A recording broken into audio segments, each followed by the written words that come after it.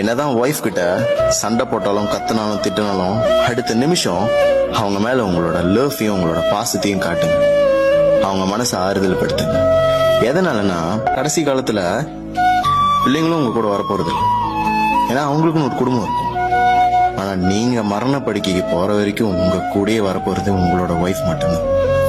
So நீங்க வாழ்ற இந்த வாழ்க்கையில அவங்க மேல அன்பை காட்டினா தான் கடைசி காலம் வரைக்கும் அந்த அன்பு அவங்க மனசுலயும் நிலைச்சு இருக்கும் உங்க மேல.